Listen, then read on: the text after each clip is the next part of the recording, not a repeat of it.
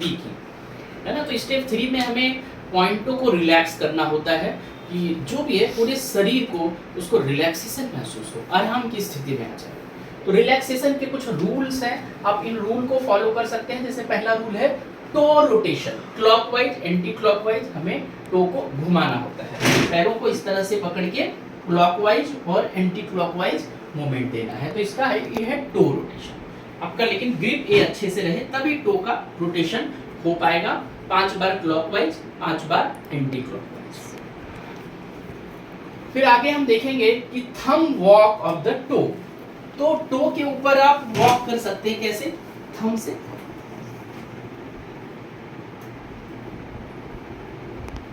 अंदर से बाहर से ऐसे थंब से वॉक करना है। तो जितना भी ब्लड आपके यहाँ इंडिंग होता है, तो जब यहाँ प्रेस करते हैं बॉडी में बहुत ही रिलैक्सेशन होता है, अच्छा लगता है। तो ये अभी हो गया। और अगला हमें पिंच करना है सब टिप पे, इस तरह से पिंच करना है नाखून के चारों तरफ, सारे पॉइंट को एक्टिवेट करना है। तो ये हो गया हमारा पुश एंड पुल, आगे पीछे ऐसे कर सकते हैं। कोई ऐसा रूल नहीं है रिलैक्सेशन, आपको भी कोई टेक्निक आती है तो ऐड कर सकते हैं। ये हो गया। फिर हम अगला टेक्निक यूज करेंगे रिंगिंग। रिंगिंग मतलब किसी चीज को रिंगिंग करना। तो देखिए ये ऐसे पकड़ेंगे और इसको घुमाएंगे एंटी क्लॉकवाइज, इसको क्लॉकवाइज, ऐसे पूरा ऐसे, एक को इधर एक डायरेक्शन, दोनों के चेंज है, तो इसको कहा गया रिंगिंग। तो ये हो गया। Beginning at the top of the foot near to the toe, wrap your hand around to the side of the foot with the thumb on the sole and the finger on the top of the foot. Gently twist your hand back and front of the ringing action as you move down to the foot toward the ankle. This is the most beneficial for the people who, in case their feet is the tight shoes because of the action of the hand and stretch out of the foot. तो इससे पैर उसका बिल्कुल हल्का हो जाएगा। कई बार बहुत जकड़ा रहता है पैर, तो ये करने से बिल्कुल फ्री हो जाएगा। रबिंग, आपको जनरल रबिंग करना है ऐसे।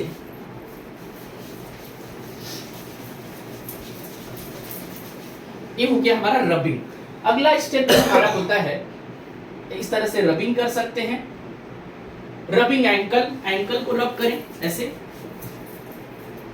पीरियड्स का प्रॉब्लम है, हार्मोन की प्रॉब्लम है फीमेल में, इसीलिए यहाँ पायल रहता है, तो उनको यहाँ पे ज्यादा रब करें ऐसे, इस तरह से करें, इस तरह से। जिनको पीरियड्स की प्रॉब्लम है, फीमेल पेशेंट है आपकी, तो इस तरह से आप कर सकते हैं। नीडिंग, नीडिंग क्या होता है?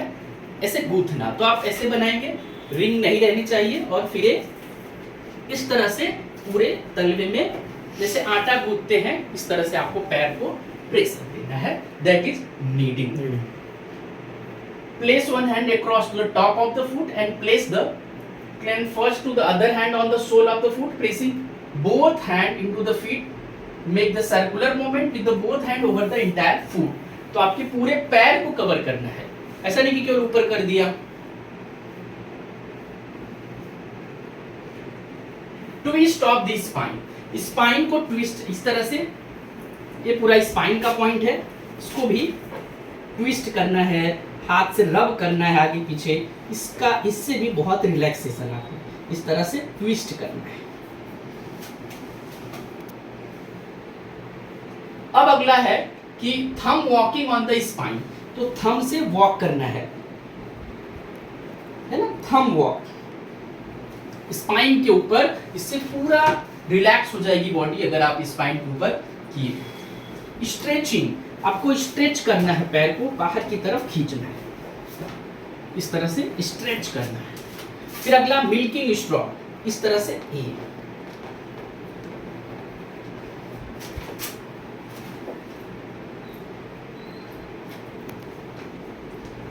इस तरह से सभी को हमें स्ट्रेच करना है ना। अब अगला हमारा जो होगा स्ट्रोकिंग, है ना। स्ट्रोकिंग में क्या होगा, ये देखिए एक स्ट्रोक देना है, ऐसे स्ट्रोक इस तरह से। फिर अगला हमारा जो होगा मिल्किंग स्ट्रोक, ये भी होता है, पूरा नीचे से ऊपर लाना रहता है इसको खींचते हुए। एंकल रोटेशन, अब एंकल रोटेशन यहां से इसको पकड़ेंगे और ऐसे क्लॉकवाइज 5 बार एंटी क्लॉकवाइज, दोनों पैर का इसी तरह से। ये हो गया हमारा एंकल रोटेशन। फिर हमारा अगला आएगा फिंगर सर्कलिंग। अगर किसी को सूजन रहती है, ब्रेस्ट में प्रॉब्लम है, तो ऐसे फिंगर से ये दोनों उंगलियों के बीच में आप सर्कलिंग करेंगे, सभी पैरों के बीच में, उंगलियों के बीच में, इस तरह से आप करोगे। और लास्ट में आपको सोलर प्लेक्सस पॉइंट के ऊपर इस एक और ये भी यहाँ का भी पूरा ऐसे पकड़ के स्ट्रेच भी कर सकते हो पूरा इस पे, तो रिलीज हो जाता है। ये भी कर सकते हैं 3 बार। और लास्ट में आपको सोलर प्लेक्सस पॉइंट देखें आप, इसके ऊपर आपको दबाव देना रहता है और 10 से 12 बार, जिससे कि पूरी बॉडी रिलैक्स हो जाती है। कहते हैं कि ये सोलर प्लेक्सस ऊर्जा का केंद्र है। किसी की नाभि हिल जाए तो भी अगर इस पे दबाव देते हैं तो आपकी नाभि भी अपनी जगह आ सकती है। कहते हैं कि नाभि हिल जाने से भी बहुत सारी बीमारियां होती हैं, तो केवल मात्र इस पे दबाव देने से नाभि अपनी जगह पर वापस आ जाती है। तो इस तरह से इसको सूर्य का केंद्र माना गया है, ऊर्जा का केंद्र माना गया है, हीट का केंद्र माना गया है ना। तो नाभि अगर हिलती है किसी की बार बार, तो यहाँ पे प्रेशर देगा। आपने देखा था कि जब रावण मर नहीं रहा था तो भगवान रामचंद्र ने नाभि पे ही मारा, तब जाके उसकी डेथ हो गई। तो इसको ऊर्जा का केंद्र माना गया है। तो इस तरह से हमने आज रूल नंबर 3 रिफ्लेक्सोलॉजी का स्टेप 3 कंप्लीट किया। Thank you.